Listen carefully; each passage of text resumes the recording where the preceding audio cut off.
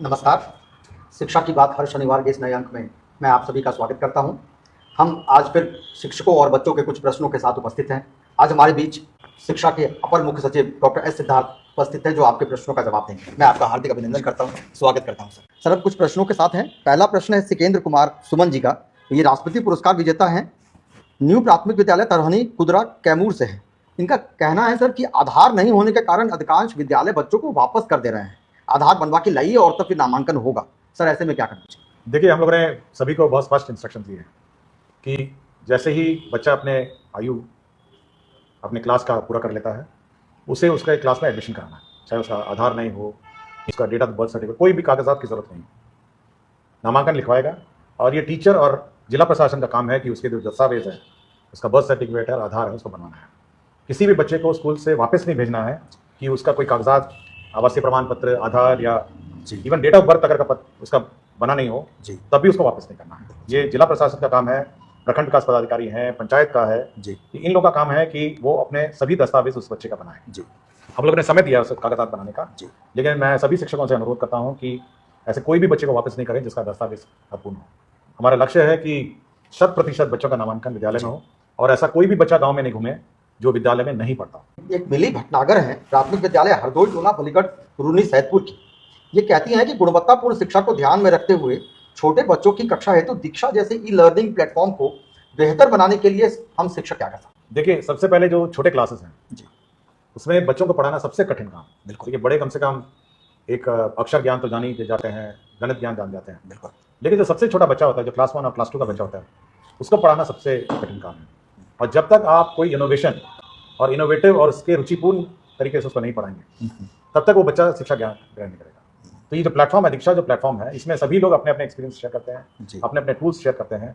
और सभी हमारे टीचर्स को भी ये प्लेटफॉर्म जो भी दीक्षा है और इसी प्रकार के बहुत सारे अन्य प्लेटफॉर्म्स हैं जहाँ पे छोटे बच्चों के लर्निंग टूल्स को के माध्यम से उसको सिखाना चाहिए, और तभी आपकी जो उस लेवल के बच्चों की गुणवत्तापूर्ण शिक्षा बनेगी। सर, एक सुहानी सिंह है, मध्य विद्यालय अमरपुरी हरनौत नालंदा की। ये कहती हैं कि सर, शिक्षा विभाग के शीर्ष अधिकारी को टीएलएम मेला में शिरकत करते हुए आश्चर्य और खुशी दोनों हुआ। हम सभी ने अपनी अपनी क्षमताओं के साथ प्रदर्शन भी किया। सर, मेला में आकर आपको कैसा लगा और इस मेले की नियति विभाग किस रूप में देख रही है? उस दिन बहुत व्यस्त था लेकिन मेरी अपनी रुचि थी कि टीएलएम मेला में मैं जरूर जाऊँ, और मैं किसी तरह समय निकाल के गया और मैं सारे स्टॉल गया। मेरे ख्याल से जितने भी टीएलएम थे मैं सबके स्टॉल्स किया, और मुझे लगा कि जो उत्साह टीचर्स में है और जो जोश है कि बच्चों को कैसे इनोवेशन के माध्यम से पढ़ाया जाए, चाहे वो उर्दू हो, चाहे वो मैथमेटिक्स हो, चाहे वो साइंस हो, चाहे इंग्लिश हो, चाहे हिंदी हो, जो उत्साह टीचर्स में मैंने देखा वो बहुत ही काबिल तारीफ है। और अगर ये उत्साह मेरे सारे जो टीचर्स हैं विभिन्न स्कूलों में, अगर यही उत्साह रहे तो मेरा अपना मानना है कि शिक्षा व्यवस्था को मतलब शीर्ष पे पहुंचाने से कोई नहीं रोक सकता।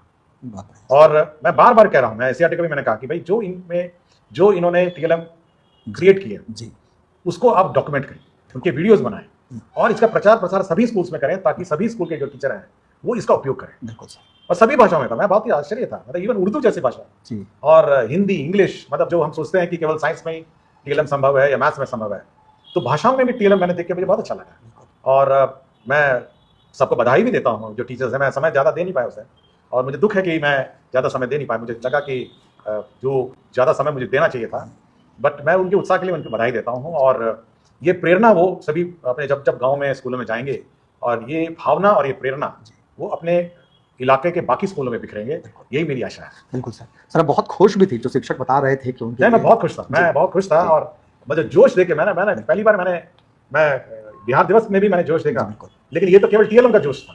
तो इस जोश को बरकरार रखें हमारे टीचर्स, और शिक्षा में बाकी शिक्षकों में भी ये जोश बढ़े, यही मेरी आशा है सभी उस दिन के टीएलएम के जो टीचर्स हैं। एक ऋतुराज जायसवाल है, उत्क्रमित मध्य विद्यालय मोहनपुर समस्तीपुर के। इनका कहना है कि सर, गुणवत्तापूर्ण शिक्षा और जीवन मूल्यों पर आपका फोकस रहता है। अभी ग्रीष्मावकाश के दौरान प्रारंभिक विद्यालयों के बच्चे घर पर रहेंगे, क्या विभाग इस दौरान कुछ सामग्री उपलब्ध करवाने की सोच रहा है जो बच्चों के जीवन मूल्यों में सकारात्मक बदलाव ला सके, साथ ही अभिभावकों को भी बच्चों की लर्निंग की प्रक्रिया में शामिल? इस बार हम लोगों ने सोचा है कि जो समर वेकेशन है हम लोग सभी बच्चों को होमवर्क देंगे, और इस बार तो ग्रीष्मावकाश भी है, हमारे टीचर्स को छुट्टियां भी हैं, तो सभी बच्चों को इस बार होमवर्क मिलेगा और अपने अपने कक्षा के ज्ञान स्तर के अनुसार होमवर्क। और मैंने ये कहा है कि एक बेसिकली प्रोजेक्ट बेस्ड होमवर्क होना चाहिए जो जूनियर क्लासेस के, सीनियर क्लासेस के तो रिवीजन है, फिर मैथमेटिक्स है, इंग्लिश है, लेकिन जूनियर क्लासेस में प्रोजेक्ट बेस्ड लर्निंग है। जैसे आपके गांव में किस प्रकार के पेड़ हैं और कितने प्रकार के पत्ते हैं, तो पत्ते इकट्ठा करके लाएं। इसमें आपको कोई मतलब व्यय भी होना नहीं, या आपके गांव में कितने प्रकार के आपने चिड़ियों को स्पॉट किया, कितने प्रकार के जानवर आप देखे, तो इस प्रकार जो छोटे छोटे क्लासेस हैं उनको हम लोग प्रोजेक्ट बेस्ड लर्निंग में सहायता करेंगे। या जो सूखा है या अतिवृष्टि है, क्लाइमेट चेंज है, इस पर आप कुछ करिए, चित्र बनाइए। तो इस प्रकार के हम लोग एक्सरसाइज देंगे और आशा करेंगे कि समाज से जुड़े हुए जो वातावरण से जुड़े हुए और अपने परिवेश से जुड़े हुए जो होमवर्क हैं उस पर वो ज्यादा ध्यान। एक प्रधान शिक्षक है, मुझे लग रहा है रवि रोशन कुमार, राजकीय मध्य विद्यालय माधोपट्टी केवटी दरभंगा के हैं। इनका पूछना है कि सर, प्रधान शिक्षक एवं प्रधानाध्यापक के लिए विद्यालय संचालन हेतु कोई हस्त पुस्तिका अथवा निर्देशिका उपलब्ध करवाई जा सकती है? हम लोग एससीईआरटी को बोले हैं, वो एक गाइडलाइंस बना रहा है, आज ही ड्राफ्ट मैंने उसका देखा है, तो गाइडलाइंस बन रही है, ऑलमोस्ट ड्राफ्ट बन गई है और इस ड्राफ्ट को हम लोग पब्लिश करेंगे फॉर कमेंट्स। मैंने कहा कि इसको प्रिंट करके देने से अच्छा पहले कमेंट्स लिया जाए कि कोई संशोधन की आवश्यकता है। एक बार कमेंट्स में आ जाएंगे संशोधन के साथ, फिर हम इसका प्रसारित करेंगे। जी। एक दीपिका आनंद है, उच्च माध्यमिक विद्यालय हांसी जलालगढ़ पूर्णिया की। ये कहती हैं कि आज के परिवेश में नैतिक शिक्षा को पाठ्यक्रम में शामिल करना अत्यंत आवश्यक है, क्योंकि शील, विनय, आदर्श, श्रेष्ठता, तार बिना झंकार नहीं है। शिक्षा क्या स्वर साध सकेगी यदि नैतिक आधार नहीं है? और बिहार के सरकारी विद्यालयों के पाठ्यक्रम में नैतिक शिक्षा को शामिल नहीं किया गया है। इस पर अपना देखिए, ये सोशल साइंसेज का पार्ट है और मैंने कोशिश की है कि कुछ नैतिक शिक्षा मैंने कवर्स में भी लगाए हैं जी, मतलब किताब के पीछे वाले कवर, अंदर वाले कवर, उसमें भी मैंने लगाए हैं जी। और मेरा अपना मानना है कि शिक्षा में नैतिक शिक्षा सबसे महत्वपूर्ण। मतलब कोई मनुष्य जी बिना नैतिकता के अन्य कोई शिक्षा का ग्रहण करता है तो बेकार है। सबसे महत्वपूर्ण है नैतिक शिक्षा, उसके बाद उस क्रम में बाकी शिक्षाएं आती जी। और नैतिक शिक्षा स्कूल से सीखता है, नैतिक शिक्षा वो समाज से सीखता है। तो सबसे महत्वपूर्ण नैतिक शिक्षा है और मेरा अपना मानना है कि हमारे टीचर्स को भी जब विद्यालय में बच्चे आते हैं जी, तो नैतिक शिक्षा का सबसे पहले जो प्रार्थना सत्र है जी, उसमें नैतिक शिक्षा ही सिखाई जाती है और नैतिक शिक्षा पर ही जोर है। तो जो प्रार्थना सत्र है उस पर ये जोर डालना चाहिए और सभी शिक्षक भी नैतिक शिक्षा, बाकी गणित है, अंग्रेजी है, भाषा है, ये सब द्वितीय क्रम वाली शिक्षा है। प्रथम तो टॉप में नैतिक शिक्षा है। अच्छे बच्चे बने, हाँ, तभी देखिए समाज उसी से चलता है। समाज आपके केवल गणित और भाषा से नहीं चलता है या साइंस से। जब तक नैतिकता नहीं रहेगी, ज्ञान से, ज्ञान अगर नैतिकता के साथ नहीं चलेगा तो उस ज्ञान का कोई अर्थ नहीं।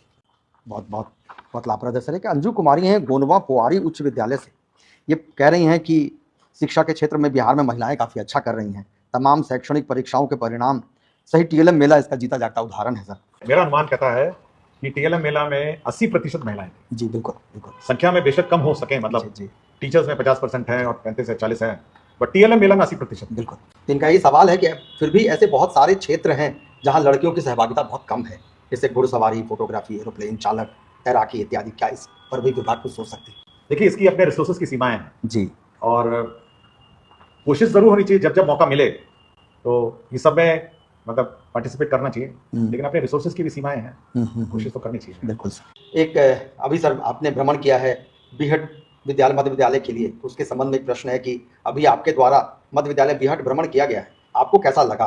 और एक विद्यालय में वो प्रमुख 5 चीजें क्या होंगी जो आप सबसे पहले देखना चाहते हैं? देखिए, वो गांव बहुत ही महत्वपूर्ण और बहुत ही इंपॉर्टेंट गांव है जी, और कुछ मेरे मित्र आईपीएस जो हैं उसी गांव से ताल्लुक रखते हैं। हाँ।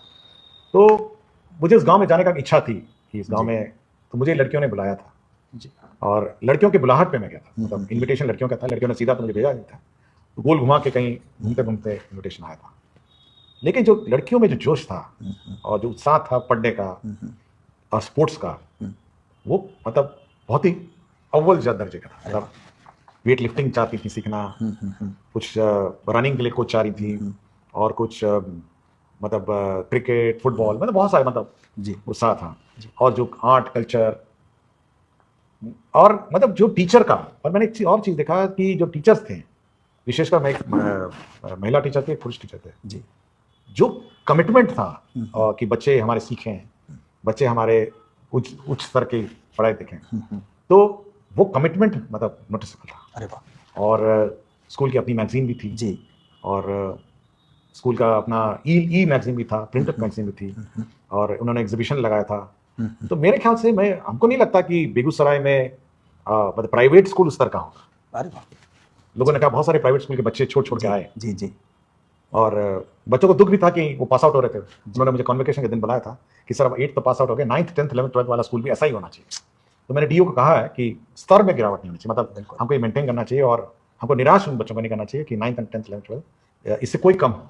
बिल्कुल। और मैं चाहूँगा कि जो बाकी राज्य के भी विद्यालय हैं, बहुत सारे अच्छे विद्यालय भी हैं, ये नहीं कहूँगा कि बीएड स्कूल के बराबरी के भी होंगे, उससे भी अच्छे होंगे, लेकिन एक स्तर उन्होंने मेंटेन किया। मैंने देखा कॉन्वोकेशन अपना ड्रेस भी था उनका, पासिंग आउट ड्रेस भी था, और उन्होंने पासिंग आउट मतलब सेरेमनी भी किया, तो मुझे अच्छा लगा। मतलब ये बहुत ही सुखद अनुभव था। और लौट के मैंने अपने मित्रों से मैंने शेयर भी किया जो उस गांव के थे कि भाई मैं आपके गांव गया था, अच्छा लगा जी। एक हरिदास शर्मा है, प्रधानाध्यापक हैं मध्य विद्यालय डरहक कैमूर के। इनका कहना है कि विद्यालयों को बहुत सारे संसाधन सामुदायिक सहभागिता से प्राप्त करवाए जा सकते हैं, साथ ही सामुदायिक सहभागिता से शिक्षा व्यापक, सहज और टिकाऊ होती है। क्या विभाग प्रभावी सामुदायिक सहभागिता प्राप्त करने हेतु विद्यालय को एक मार्गदर्शन उपलब्ध कराने का? देखिए, मैंने देखा है, मैं बहुत सारे स्कूल्स देखा, मैं बीआरटी की बात कर रहा हूँ, मैं जगह गया तो एनटीपीसी ने टेबल्स दिए थे, बेंच डेस्क दिए थे, और बहुत सारे स्कूल्स जाता हूँ तो infrastructure state bank of India देता है, कुछ बैंक्स भी देते हैं। ये सुझाव ठीक है कि एक फॉर्मल सिस्टम होना चाहिए, लोग ज़मीन देते हैं, मतलब वो भी ज़मीन भी सामाजिक सहभागिता से ही मिलती है, तो हमको कोई परहेज नहीं है, मतलब अगर पब्लिक कंट्रीब्यूट करे इंफ्रास्ट्रक्चर में, लेकिन एक प्लान वे में हो, ऐसा ना हो कि कहीं कुछ और बना दिया और कुछ ऐसे कर दिया कि हमको बाकी प्लान डेवलपमेंट में बाधा ना हो। बिल्कुल। तो एक बार हम प्लान एक गाइडलाइन निकालेंगे इसका कि आपको अगर कंट्रीब्यूट करने अपने स्कूल्स में किस प्रकार आप करेंगे, बड़ा यूजफुल होगा सर। एक चांदनी समीर हैं, मध्य विद्यालय दाऊद नगर मुजफ्फरपुर की। इनका कहना है कि वर्तमान परिवेश में शिक्षा का क्षेत्र अत्यंत विस्तृत हो गया है, किंतु कक्षा में आज भी केवल किताबी ज्ञान या इंस्ट्रूमेंटल लर्निंग पर बेस्ड है। हमने टीएलएम मेला में भी देखा कि नैतिक मूल्यों और संबंधित प्रदर्श सिर्फ मेरे द्वारा बनाए गए हैं, जबकि एनईपी में उल्लिखित है कि शिक्षा का असल उद्देश्य एक सभ्य नागरिक बनाना है जो समाज के लिए उपयोगी एवं कल्याणकारी हो। तो क्या करिकुलम में एक नैतिक कक्षा का आयोजन किया जा सकता है? तथा शिक्षा विभाग में ऐसे कौन से कदम? देखिए, जो पहला सत्र है स्कूल का, प्रार्थना सत्र है, वो नैतिक मूल्य ही का सत्र है, और उस सत्र में आपको नैतिक मूल्य सिखाना है, मतलब बच्चों को नैतिक मूल्य सिखाना है। तो सत्र तो है, और किस स्तर तक आप सिखाते हैं ये महत्व रखता है कि आप कैसे सिखाते हैं, बट पहला सत्र वो नैतिक मूल्य का सही सत्र है। तो हमारा फोकस जरूर है नैतिक मूल्य किसी पाठ का। एक सिकेंद्र कुमार सुमन है, राष्ट्रपति पुरस्कार विजेता है, न्यू प्राथमिक विद्यालय तरहानी कुदरा कैमूर के। आदरणीय एसीएस महोदय, आज के समय में कंप्यूटर शिक्षा अनिवार्य होती जा रही है। वर्तमान में कंप्यूटर शिक्षण की सुविधा केवल मध्य विद्यालय या ऊपर की कक्षाओं में उपलब्ध है।